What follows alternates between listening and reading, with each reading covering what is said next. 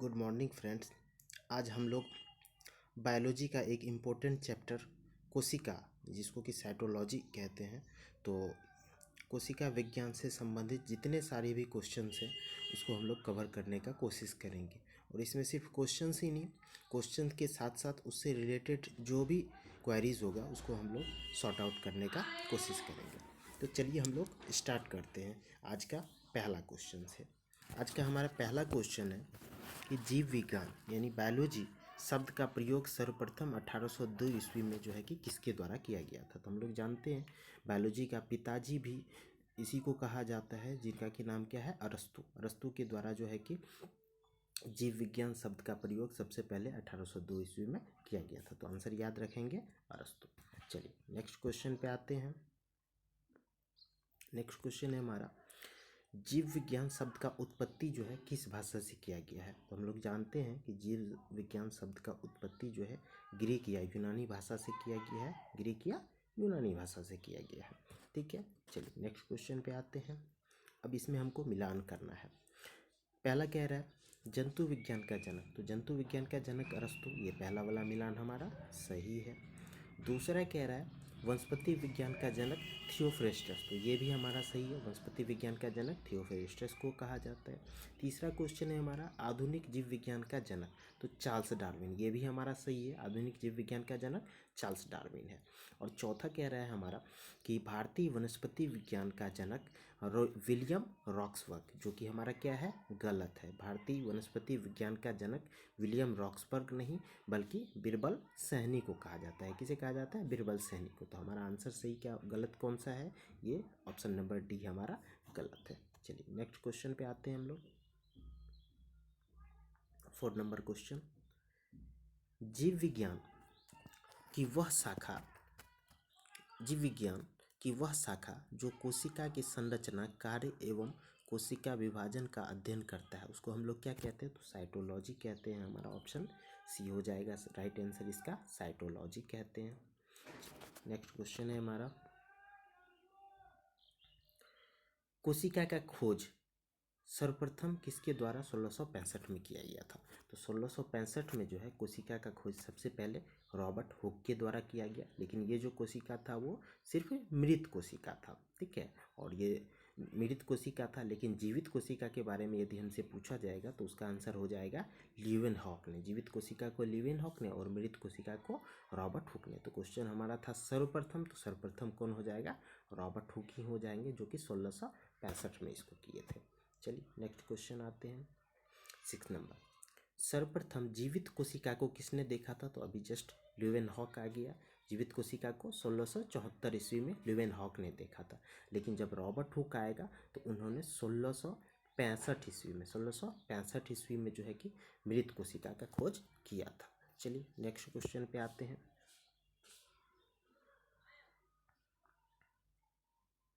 Next question है हमारा, कोशिका सिद्धांत को किसने प्रस्तावित किया था। तो कोशिका सिद्धांत को स्लाइडेन और स्वान ने दिया था। कोशिका सिद्धांत को स्लाइडेन और स्वान नामक वैज्ञानिकों ने कोशिका सिद्धांत के बारे में बताया था। और एक चीज़ और यहाँ पे जान लेते हैं, ये कोशिका सिद्धांत जो है, कोशिका सिद्धांत का पालन जितने भी विषाणु हैं वो कोशिका सिद्धांत का पालन नहीं करते हैं। ये चीज़ हम लोगों को याद रखना है। कोशिका सिद्धांत का पालन कौन नहीं करता है, तो विषाणु कोशिका सिद्धांत का पालन नहीं करता है। चलिए नेक्स्ट क्वेश्चन आते हैं। नेक्स्ट क्वेश्चन है हमारा, किसकी संरचना को कोशिका सिद्धांत से नहीं समझाया जा सकता है, या निम्न में से कौन सा कोशिका सिद्धांत का अपवाद है। तो अभी जस्ट वही क्वेश्चन आ गया कि वायरस या विषाणु जो है कि कोशिका सिद्धांत को पालन नहीं करता है। हमारा आंसर हो जाएगा वायरस। चलिए नेक्स्ट क्वेश्चन पे आते हैं। समस्त सजीवों, पादप एवं जंतु की संरचनात्मक एवं क्रियात्मक इकाई को क्या कहा जाता है, तो संरचनात्मक और क्रियात्मक इकाई वो कोशिका ही होता है, क्योंकि जीवन का सबसे छोटा मूलभूत आधार जो है कोशिका ही है, और हर एक हमारा शरीर जो है वो कोशिका से मिलकर ही बना हुआ है। तो देख लीजिए, इसमें एक चीज़ और आ जाता है, हमारा शरीर सबसे पहले जो है कि सबसे छोटा चीज़ जो है हमारे शरीर में वो है कोशिका। और कोशिका, बहुत सारी कोशिका मिलके उत्तक बनाता है, बहुत सारे उत्तक मिलके अंग बनाते हैं, और बहुत सारे अंग मिलके अंगतंत्र बनाते हैं, और सारे अंगतंत्र एक तरफ से सम्मिलित होकर हमारा संपूर्ण शरीर बनाता है। और यही चीज़ जो है सजीव में शरीर हमारे मानव पे तो लागू होता ही है, जितने सारे जानवर हैं उस पर भी लागू होता है, और साथ ही साथ पादप पर भी, प्लांट पर भी लागू ये चीज़ होता है। चलिए नेक्स्ट चलते हैं हम लोग अगला क्वेश्चन। नेक्स्ट है हमारा 10 नंबर। क्या रहा है, एक सेकेंड, सॉरी।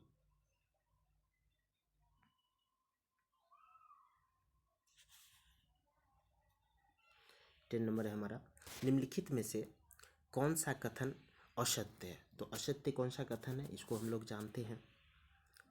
सजीव जगत का सबसे बड़ा कोशिका शुतुरमुर्ग का अंडे का, ये सही है हमारा। शुतुरमुर्ग के अंडे का कोशिका जो होता है वो सबसे बड़ा होता है संपूर्ण सजीव जगत में।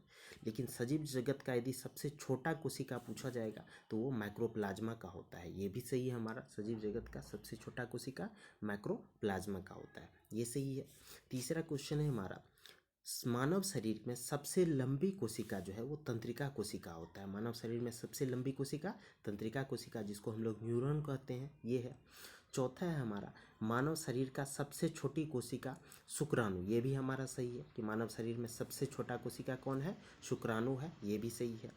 अब देखिए एक क्वेश्चन और हम लोग यहाँ पे जानते हैं कि यदि पूछा जाए कि मानव शरीर में सबसे बड़ी कोशिका, तब हो जाएगा अंडाणु। क्या हो जाएगा, अंडाणु, जो कि महिलाओं में पाया जाता है, जिसको हम लोग ओवम कहते हैं। तो मानव शरीर का सबसे बड़ी कोशिका हो जाएगा अंडाणु, मानव शरीर का सबसे छोटी कोशिका हो जाएगा शुक्राणु, और मानव शरीर का सबसे लंबी कोशिका हो जाएगा न्यूरॉन यानी तंत्रिका तंत्र। और संपूर्ण जगत में यदि पूछा जाएगा, संपूर्ण जगत में सबसे बड़ी कोशिका हो जाएगा शुतुरमुर्ग के अंडे की। तो इन बातों को आप ध्यान में रखेंगे। चलिए नेक्स्ट क्वेश्चन पे आते हैं। प्रोकैरियोटिक कोशिका का उदाहरण क्या है। तो देख लीजिए, कोशिका दो तरह के होते हैं, एक प्रोकैरियोटिक होते हैं और एक यूकैरियोटिक होते हैं। तो जितनी सारी कोशिकाएं प्रोकैरियोटिक होती हैं उनमें कोशिकांग यानी कोशिका के जो छोटे छोटे अंग होते हैं उनका अभाव होता है। किसी प्रोकैरियोटिक कोशिका में क्या हो सकता है, न्यूक्लियस का अभाव हो सकता है। किसी प्रोकैरियोटिक कोशिका में माइटोकॉन्ड्रिया का अभाव हो सकता है। तो अलग अलग प्रोकैरियोटिक कोशिकाओं में अलग अलग चीज़ का अभाव हो सकता है। तो अब हमसे पूछा गया है कि प्रोकैरियोटिक कोशिकाओं में जो है कि ऐसी कोशिकाएं जिनमें केंद्रक अविकसित होती है का क्या क्या उदाहरण है। तो जितने सारे बैक्टीरिया यानी जीवाणु होते हैं वो सभी प्रोकैरियोटिक होते हैं। नील हरित शैवाल जो है वो भी प्रोकैरियोटिक होते हैं। साथ ही साथ जो है माइक्रोप्लाज्मा जो है वो भी प्रोकैरियोटिक होते हैं। तो इसका आंसर, राइट आंसर क्या हो जाएगा, ऑप्शन नंबर डी, उपयुक्त में से सभी। चलिए नेक्स्ट क्वेश्चन पे हम लोग चलते हैं। चलिए नेक्स्ट क्वेश्चन है हमारा, प्रोकैरियोटिक कोशिकाओं में कौन सा कोशिकांग अनुपस्थित रहता है। तो प्रोकैरियोटिक कोशिकाओं में अभी जस्ट हमने देखा कि किसी में माइटोकॉन्ड्रिया नहीं हो सकता है, किसी में जो है कि न्यूक्लियस नहीं हो सकता है यानी केंद्रक नहीं हो सकता है, किसी में केंद्रक कला नहीं हो सकता है। तो इसका आंसर, राइट आंसर हमारा क्या हो जाएगा, उपयुक्त सभी, यानी ये सभी, यानी माइटोकॉन्ड्रिया भी नहीं हो सकता है, केंद्रक भी अनुपस्थित हो सकता है, और केंद्रिका भी अनुपस्थित हो सकता है। ठीक है, चलिए नेक्स्ट क्वेश्चन पे चलते हैं। यूकैरियोटिक कोशिकाएं यानी यूकैरियोटिक कोशिकाएं क्या किन्हें हम लोग कहेंगे, जिनमें कि सुसंगठित कोशिकांग होते हैं, यानी कोशिका के अंग भली भांति होते हैं। तो यूकैरियोटिक में कौन कौन आ जाएंगे, जितने सारे पादप कोशिकाएं हैं वो आएंगे, जितने सारे जंतु कोशिकाएं हैं वो आ जाएंगे, और तीसरा ऑप्शन है हमारा पादप एवं जंतु कोशिका। तो आंसर नंबर क्या हो जाएगा, ऑप्शन नंबर सी, पादप एवं जंतु कोशिकाएं सभी आ जाएंगी। ठीक है, किसमें, यूकैरियोटिक कोशिका में, क्योंकि पादप और जंतुओं की कोशिका जो है पूर्ण रूप से विकसित होती है, लेकिन बैक्टीरिया और वायरस का कोशिका जो है कि पूर्ण रूप से विकसित नहीं होता है। चलिए अगला क्वेश्चन हम लोग चलते हैं। नवीन कोशिकाओं का निर्माण पूर्ववर्ती कोशिकाओं के विभाजन से होता है। यह किसने दिया था? तो यह कथन जो था रुडोल्फ विर्चोव का था। किन था? रुडोल्फ विर्चोव का था कि कोशिका का विभाजन जब होता है तो नवीन कोशिकाओं का विभाजन पहले के कोशिकाओं यानी पूर्ववर्ती कोशिकाओं के विभाजन से होता है। यह सिद्धांत एडोल्फ विर्चोव दिया था। चलिए नेक्स्ट क्वेश्चन पे आते हैं। इलेक्ट्रॉन सूक्ष्मदर्शी का आविष्कार किसने किया था? तो हम लोग जानते हैं इलेक्ट्रॉन सूक्ष्मदर्शी का आविष्कार जो है कि नॉल व रस्का ने किया था। नॉल व रस्का ने इलेक्ट्रॉन सूक्ष्मदर्शी का आविष्कार किया था। अगला क्वेश्चन है हमारा,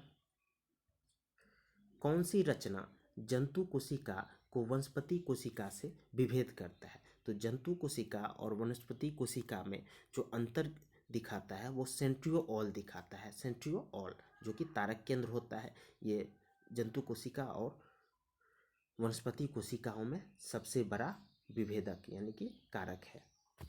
अगला आते हैं हम लोग क्वेश्चन,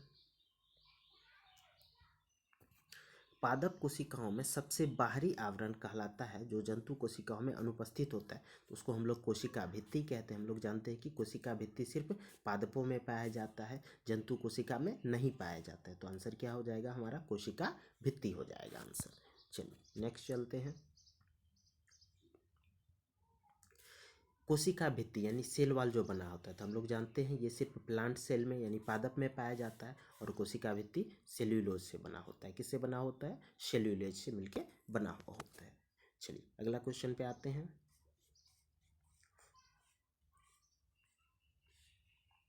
चलिए अगला क्वेश्चन है हमारा,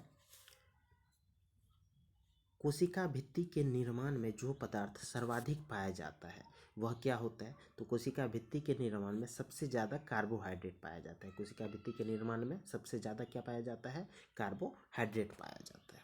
चलिए अगला क्वेश्चन पे आते हैं। सेल्यूलोज के एक अणु का निर्माण होता है, तो हम लोग जानते हैं 3000 ग्लूकोज का अणु मिलके एक सेल्यूलोज का अणु बनाता है। तो ऑप्शन नंबर क्या हो जाएगा? ए हो जाएगा, यानी 3000 ग्लूकोज अणु से मिलके एक सेल्यूलोज का अणु का निर्माण होता है। चलिए अगला क्वेश्चन पे हम लोग आते हैं।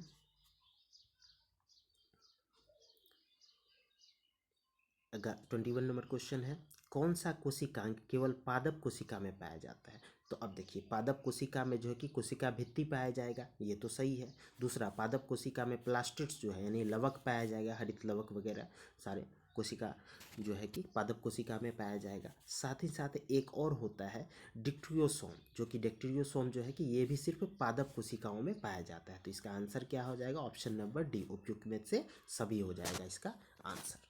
चलिए अगले क्वेश्चन पे आते हैं। माइक्रोग्राफिया शब्द का लेखक कौन है? तो देखिए माइक्रोग्राफिया जो है रॉबर्ट हुक के द्वारा लिखा गया पुस्तक था माइक्रोग्राफिया, और इसके लेखक ये हैं जिसमें इन्होंने कोशिका के बारे में बताया था। माइक्रोग्राफिया पुस्तक किनका है? रॉबर्ट हुक का है। अगला क्वेश्चन पे हम लोग चलते हैं। अगला क्वेश्चन हमारा, कोशिका झिल्ली यानी सेल मेम्ब्रेन या प्लाज्मा झिल्ली या कोशिका जीवद्रव्य कला मुख्यतः किससे बना होता है? तो देखिए कोशिका झिल्ली हो, सेल मेम्ब्रेन हो, या फिर प्लाज्मा झिल्ली हो, या फिर कोशिका या जीवद्रव्य कला हो, ये सारे के सारे जो है कि लिपिड और प्रोटीन दोनों से मिलके बने हुए होते हैं। लिपिड और प्रोटीन दोनों से मिलके बने हुए होते हैं। चलिए अगला क्वेश्चन पे चलते हैं।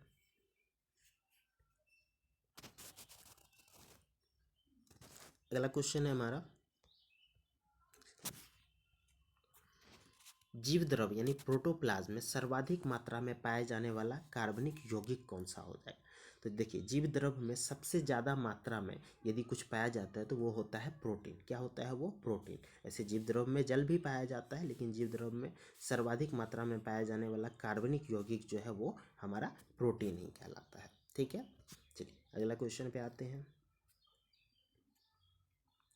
कोशिका झिल्ली का तरल मोज़ेक मॉडल किसके द्वारा दिया गया था? देखिए कोशिका झिल्ली का जो है कि तरल मोज़ेक मॉडल को जो है कि तरल मोज़ेक मॉडल को दिया गया था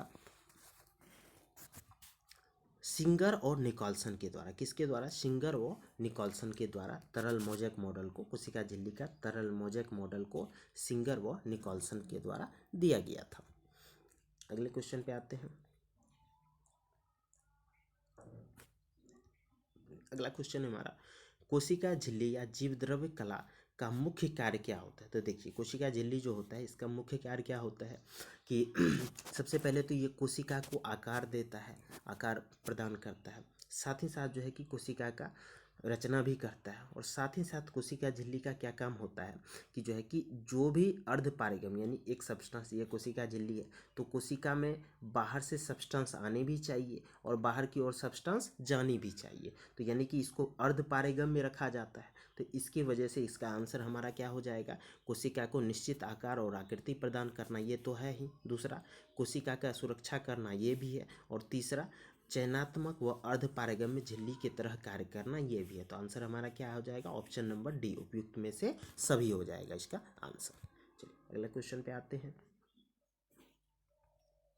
कोशिका झिल्ली द्वारा ठोस पदार्थों को अंदर ग्रहण करना और तरल पदार्थों को ग्रहण करना क्या कहलाता है? तो देखिए, यदि हम लोग ठोस पदार्थ को कोशिका के अंदर ग्रहण करते हैं, कोशिका झिल्ली के द्वारा यदि ग्रहण किया जाता है तो उसको फाइगोसाइटोसिस कहा जाता है, लेकिन यदि तरल पदार्थ को ग्रहण किया जाता है तो उसको पिनोसाइटोसिस कहा जाता है। तो ऑप्शन नंबर हमारे ए में है दोनों चीज़। ठोस पदार्थ को यदि ग्रहण करेगा तो वो फाइगोसाइटोसिस कहलाएगा, और यदि तरल पदार्थ को ग्रहण करेगा तो उसको हम लोग पिनोसाइटोसिस कहेंगे। तो ऑप्शन नंबर ए हमारा राइट आंसर है। चलिए अगले क्वेश्चन पे आते हैं। जीव द्रव किसने जीव द्रव यानी प्रोटोप्लाज्म को जीवन का भौतिक आधार यानी फिजिकल बेसिस ऑफ लाइफ बताया था? तो देखिए, जीव द्रव के बारे में ये चीज़ कहा जाता है कि जीव द्रव जो है कि जीवन का आधार होता है, और जीवन का आधार जैसे जीवन का सबसे छोटा इकाई कोशिका है, तो उस कोशिका में जो जीव द्रव्य पाया जाता है वो जीवन का भौतिक आधार। इसके बारे में सबसे पहले हेक्सेल ने बताया था, हेक्सेल ने सबसे पहले बताया था। अब क्यों बताया था कि देखिए, एक यदि कोशिका है तो कोशिका के अंदर माइटोकॉन्ड्रिया होगा, कोशिका के अंदर सेंट्रोसोम होगा, कोशिका के अंदर वैक्यूल्स होगा, कोशिका के अंदर इंडोप्लाज्मिक रेटिकुलम होगा। इन सारे कोशिकांग यानी कोशिका के अंगों को एक दूसरे से सुरक्षित रखने के लिए इसके बीच में जो है एक लिक्विड भरा हुआ जाता है जिसको हम लोग जीव द्रव्य कहते हैं। तो उस जीव द्रव्य के आधार पर ही ये सारी कोशिकाएं एक दूसरे से सुरक्षित रहती है, तो इसलिए इसको कोशिका का भौतिक आधार या जीवन का भौतिक आधार कहा जाता है।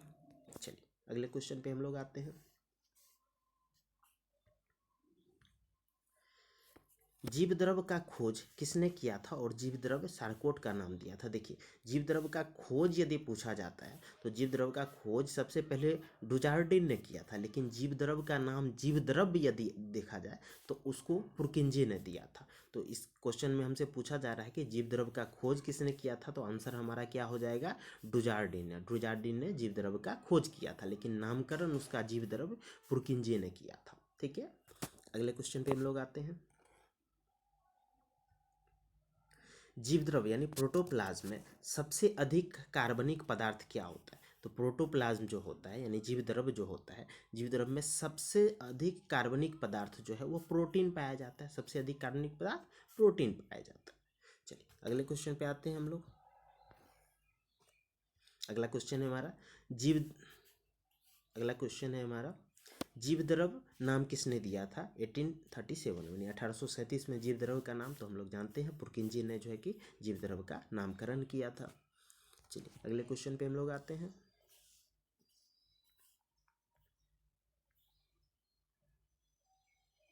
अगला क्वेश्चन है हमारा सुमेलित करना है।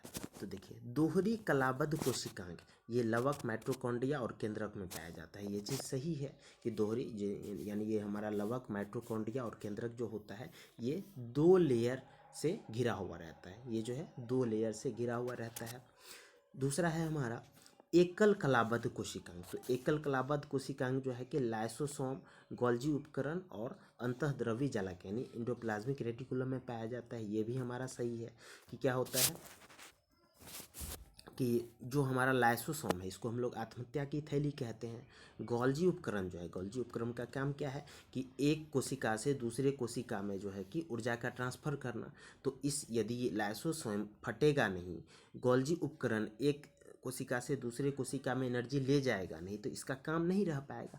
तो इसलिए लाइसोसोम, गोल्जी उपकरण इस सब में जो है सिंगल लेयर होता है। कितना लेयर होता है? सिंगल लेयर होता है। लेकिन लवक हो गया, माइटोकॉन्ड्रिया हो गया और केंद्रक हो गया, इसमें डबल लेयर होता है। ठीक है।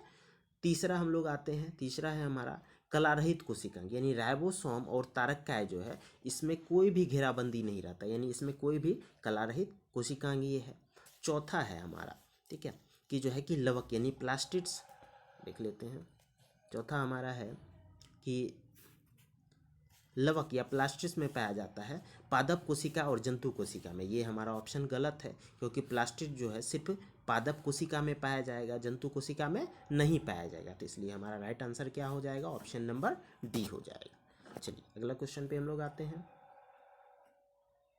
अगला क्वेश्चन है हमारा, निम्न में से कौन सा कथन माइटोकॉन्ड्रिया यानी सूत्रकणिका के लिए असत्य है। तो देखिए माइटोकॉन्ड्रिया के बारे में क्या था कि हमसे पूछा जा रहा है कौन सा कथन जो है गलत है। तो पहला है कोलिकर ने सबसे पहले कीटों में इसको रेखित पेशी में देखा था, तो ये तो हमारा सही है। सबसे पहले माइटोकॉन्ड्रिया को केलिकर ने ही जो है कि कीट में देखा था। दूसरा है अल्टमान ने इसे वायोप्लास्ट कहा, ये भी सही है। अल्टमान जो है कि इसको वायोप्लास्ट बोला था माइटोकॉन्ड्रिया को। तीसरा है सी ब्रेंडा ने इन्हें माइटोकॉन्ड्रिया नाम दिया, ये भी सही है। सी ब्रेंडा ने इन्हें माइटोकॉन्ड्रिया नाम दिया था। चौथा है इनकी खोज का श्रेय अल्टमान और फ्लेमिंग को जाता है, ये सही है। अल्टमान और फ्लेमिंग को ही इसका खोज के बारे में जाना जाता है। तो हमारा आंसर, क्वेश्चन पूछ रहा था कि इनमें से कौन सा असत्य है यानी गलत है, तो गलत तो कोई भी नहीं है। आंसर हमारा क्या हो जाएगा, ऑप्शन नंबर ई, कोई नहीं, इसमें से कोई नहीं गलत है। चलिए अगला आते हैं हम लोग 34 में। 34 नंबर क्वेश्चन है हमारा, प्रोकैरियोटिक में माइटोकॉन्ड्रिया अनुपस्थित रहता है, लेकिन इसमें क्रेब्स चक्र या सिट्रिक अम्ल चक्र पाया जाता है। इसमें क्रेब्स चक्र कहाँ पर संपन्न होता है। तो देख लीजिए, जो हमारा प्रोकैरियोटिक सेल होता है, इसमें जानते हैं कि हम लोग माइटोकॉन्ड्रिया नहीं पाया जाता है, लेकिन इसमें प्रोटीन संश्लेषण तो होगा, क्रेब्स चक्र तो बनेगा। तो ये क्रेब्स चक्र माइटोकॉन्ड्रिया नहीं होने के बावजूद भी प्रोकैरियोटिक सेल में ये मीजोसोम जो है, मीजोसोम में क्रेब्स चक्र का निर्माण होता है। यानी क्रेब्स चक्र संपन्न कहाँ पे होता है, प्रोकैरियोटिक सेल में, तो मीजोसोम में होता है। चलिए अगले क्वेश्चन पे आते हैं हम लोग। बहुत ही आसान क्वेश्चन यह है, किसी कोशिका का ऊर्जा घर यानी पावर हाउस को माइटोकॉन्ड्रिया को कोशिका का पावर हाउस यानी ऊर्जा गृह कहा जाता है। चलिए अगला क्वेश्चन आते हैं। ये भी बहुत आसान क्वेश्चन है। क्वेश्चन है हमारा क्या कि माइटोकॉन्ड्रिया का खोज किसने किया था। तो अल्टमान ने किया था। ये भी बहुत आसान क्वेश्चन है, अल्टमान ने माइटोकॉन्ड्रिया का खोज किया था। चलिए अगले क्वेश्चन पे आते हैं।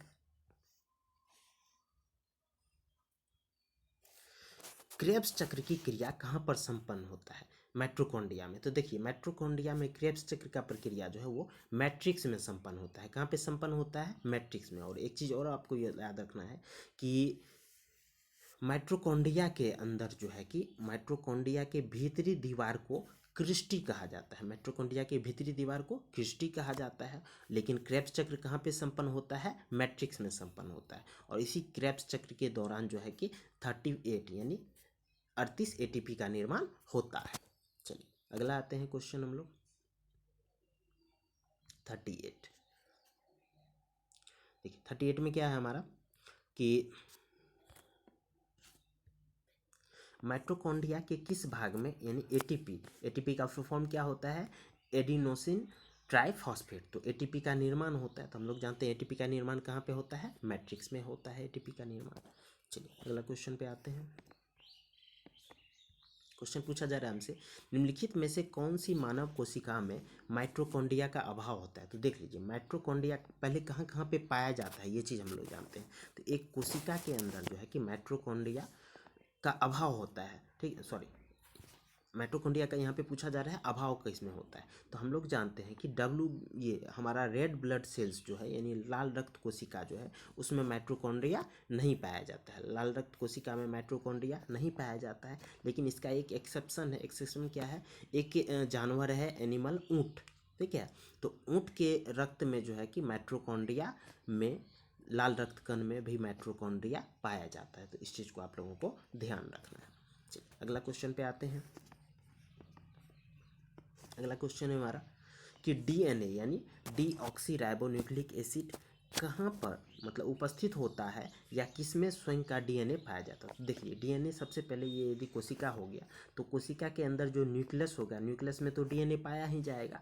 साथ ही साथ जो है माइटोकॉन्ड्रिया जो है उसमें भी डीएनए पाया जाता है। इसके साथ ही साथ क्लोरोप्लास्ट जो है, क्लोरोप्लास्ट में भी जो है कि डीएनए पाया जाता है। तो आंसर क्या हो जाएगा, माइटोकॉन्ड्रिया, न्यूक्लियस और क्लोरोप्लास्ट तीनों हो जाएगा। तो अब किस में नहीं पाया जाएगा, तो अब देख लेते हैं। पूछा था कि स्वयं का डीएनए पाया जाता है तो केंद्रक में, न्यूक्लियस में पाया जाएगा, माइटोकॉन्ड्रिया में भी पाया जाएगा और क्लोरोप्लास्ट यानी हरितलवक में भी पाया जाएगा। तो आंसर हमारा क्या हो जाएगा, उपयुक्त सभी, इनमें से सभी हमारा आंसर हो जाएगा। तो फ्रेंड्स ये थे आज के 40 क्वेश्चंस। अब इसका नेक्स्ट पार्ट हम लोग लेके आएंगे, पार्ट 2, कोशिका का पार्ट 2, जिसमें कि 40 से आगे हम लोग 50 क्वेश्चंस नेक्स्ट करने वाले हैं। यानी टोटल क्वेश्चंस हमारे हो जाएंगे कोशिका से 19। तो यदि आप लोगों को वीडियो पसंद आ रहा होगा तो इसे लाइक करें, शेयर करें, सब्सक्राइब करें। Thank you.